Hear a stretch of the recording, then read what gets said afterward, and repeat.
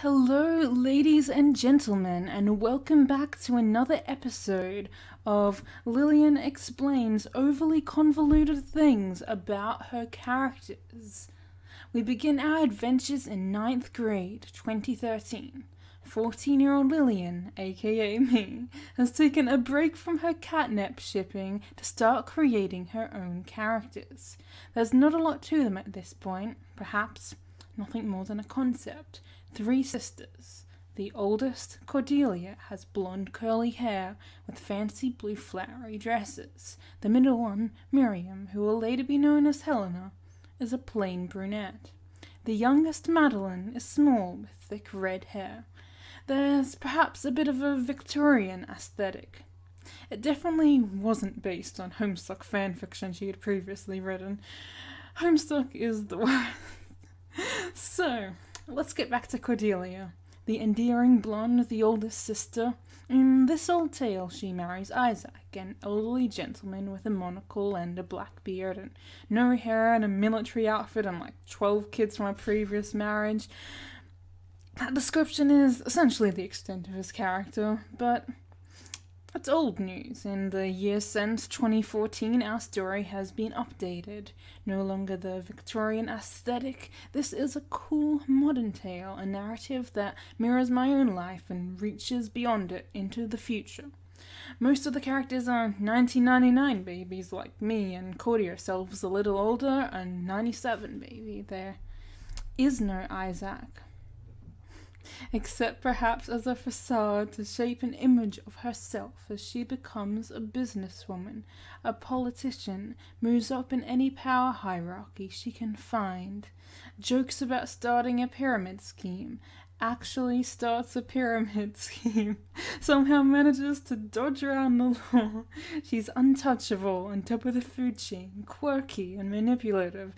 The strange but captivating lie of an elderly gentleman, widower, military, monocle-wearing husband and father of her son, Corey, is better than the ugly truth.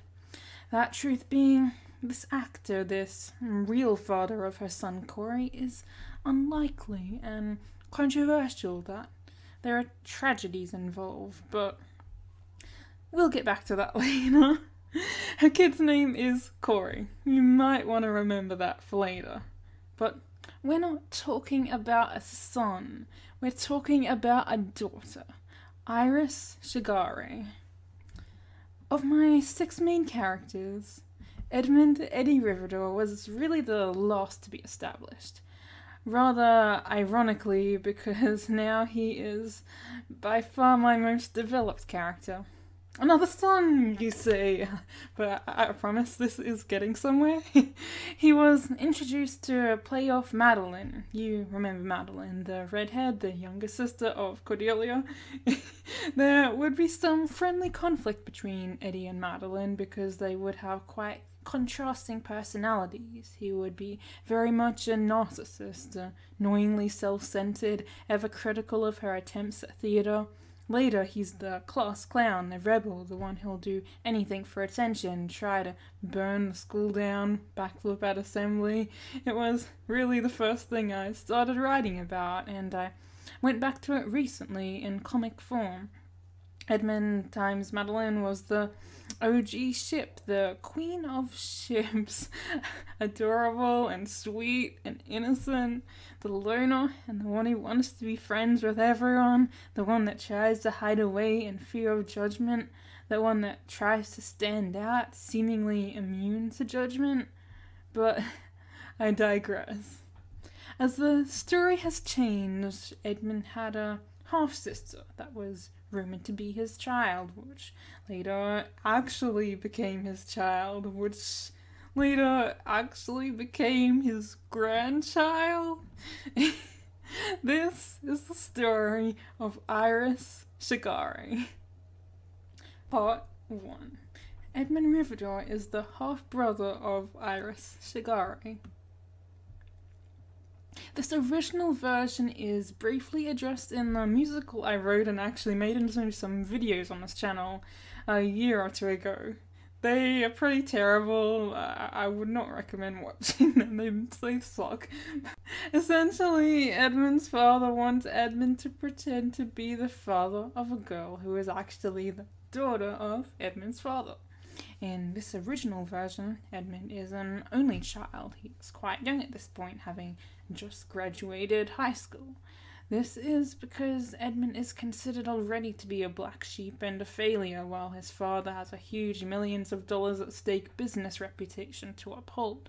Dad gets sympathy points from having a loser of a son, not that anyone will ever even find out about that, while he stays on top and continues with his lavish lifestyle, gambling and strippers and cigars with his business bros, burning undeserved money and facing none of the consequences. Doesn't matter who Dad gets pregnant, a young executive, a business rival, an exotic dancer half his age. What matters is that he can cover it up entirely and use anyone as a scapegoat. Especially someone who needs to learn some responsibility, who was never gonna take after him anyway, follow in his genius and success, because Eddie's not smart, he's gullible, he doesn't have any business sense at all. Iris is Eddie's half-sister, but he must treat her like a daughter despite only being 18. At this time, Iris was actually named Isabel. But yeah, then I decided I hated common names and... This situation added to the dynamic with Madeline because she decides she's not interested in a guy who apparently knocked up another girl straight out of high school. I've got a few songs I wrote separate from the musical that I kind of just ended up smushing together that actually address this theme. It's about her feeling guilty about pushing him away while at the same time feeling like she was rejected by him. She's angry at her own delusion. She starts listing his flaws, listing all the tears in their relationship, recognizing his denial and depression while distancing herself from responsibility. And that was that. I was throwing a spanner in the works of my favourite ship, but I was adding more intrigue and drama and mystery and emotional stakes and plot to the, plot. And there was a much bigger spanner I was about to throw. I was about to throw the machine out the window and set off a landmine. Which brings us to part 2. Edmund Riverdor is the father of Iris Shegare. After reassessing part 1 scenario, really thinking about the characters, about alternative truths, about the apparent truth versus the actual truth, I started making some new conclusions. What if the half-sister story was a lie because Eddie was ashamed of being a teen dad? Telling crazy, hyperbolic stories would be well within his character. Caring what his friends thought of him would be well within his character.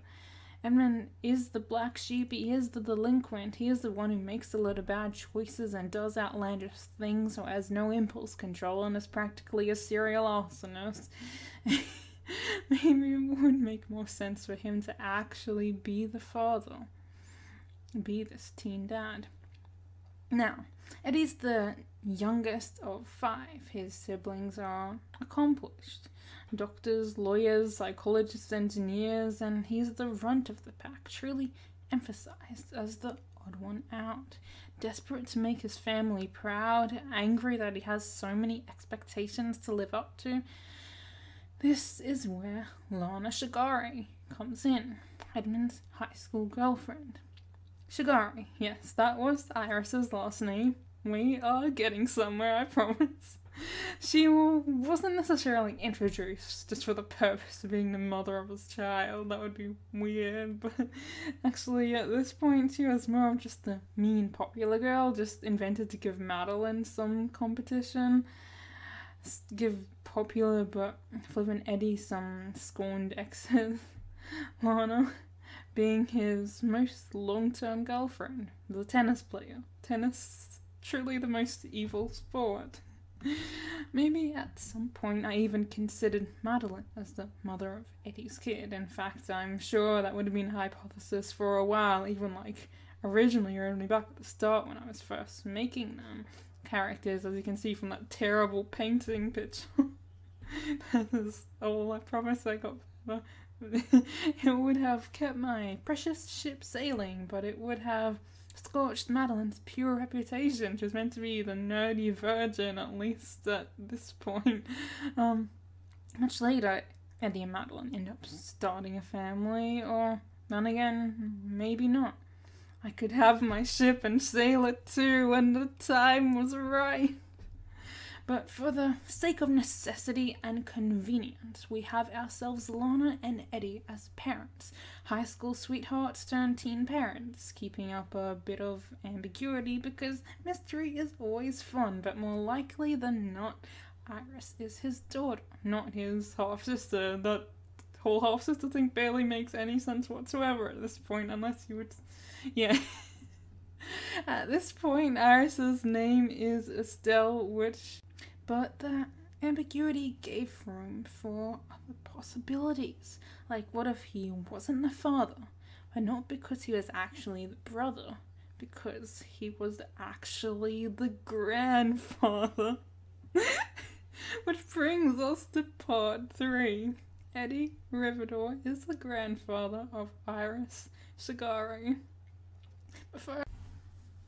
But first, a quick break to give Lana some much-needed character development.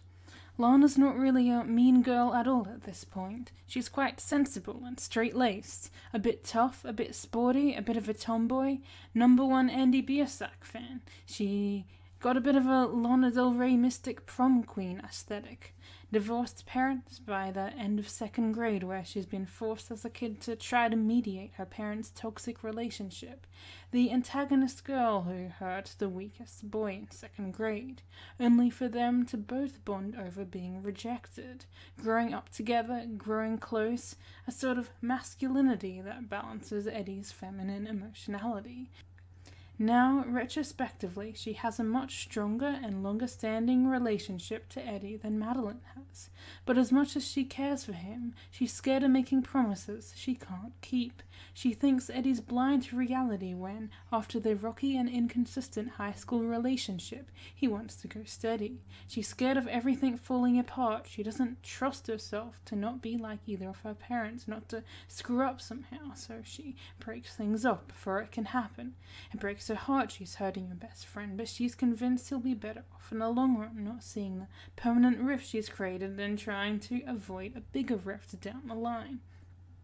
So now we have Eddie and Lana, newly graduated, going into uni, but no longer really a couple. And it is in this next stage Lana meets someone, not for the first time, but this time it's going to change her life forever.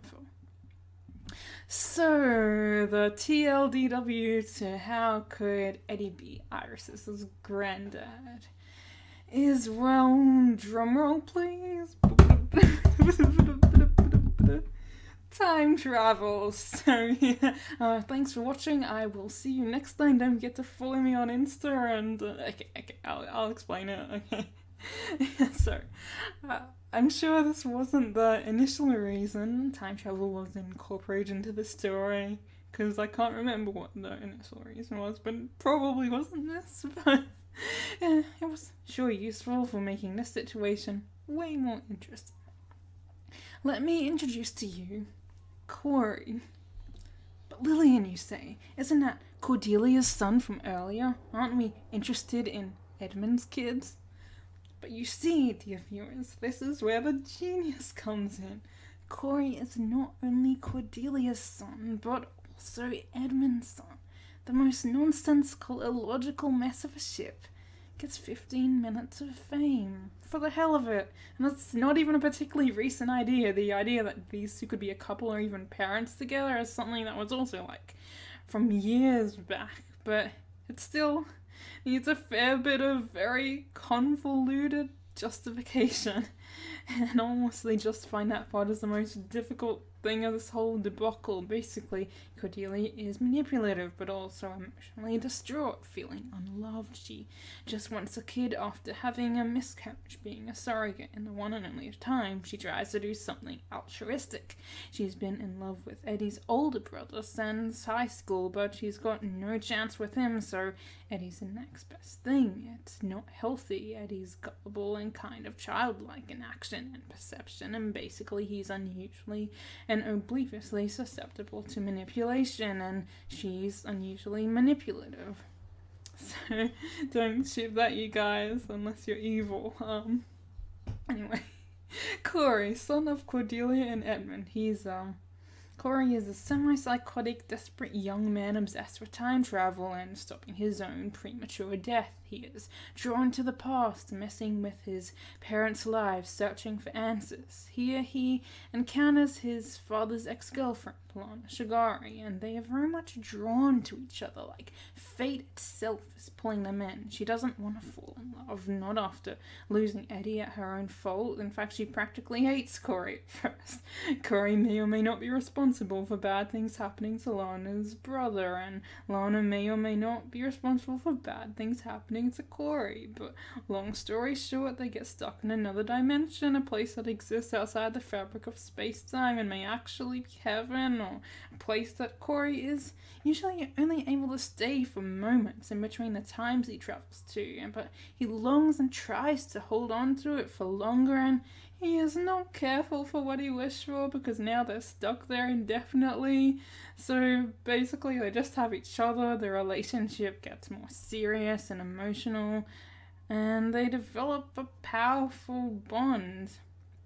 Lana manages to make it back to her time, but Corey is left behind, and so Lana has her kid, her daughter Iris, Corey being the apparent father, and for a while Lana and Eddie try to make things work again because Eddie wants to support his friend. And because I made things weird for the hell of it, Edmund being Corey's father means he is technically speaking the grandfather of Iris, and a grandfather before he is even a father, because Corey is actually a few years younger than his daughter in terms of birth date. Eddie ends up being a part-time dad for both Iris and Corey. Pretty much just at the start of this year, I switched her previous name Estelle for Iris.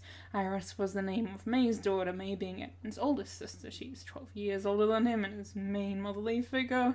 I decided Iris would be a better fit for Lana's daughter after re-listening to Iris, the song by the Goo Goo Dolls that the name was originally inspired from. I figured Lana would be more likely to name her kid after a song that spoke to her, especially her being so young and music being one of her passions. It's a very beautiful romantic song, seemingly reminiscent of Lana and Corey's relationship, but even out of the romantic context it has some important meaning because it acts as a reflection of Corey's feelings towards Iris, with lines like, "When everything's made to be broken, I just want you to know who I am." It's a way he shows remorse that he never got to be the father to his daughter, that despite how close they had been growing up alongside each other, seemingly as half-siblings, there was so much he could never have told about who he was. Interestingly, with all the effort I put into deciding exactly how she fits in, her personality can't really be described as more than inconsequential. Corey can be angry and crazy, but Iris is just another kind soul. There's so much energy and insanity involved in getting her to exist in the first place that she can't really afford to take up more energy once she's there.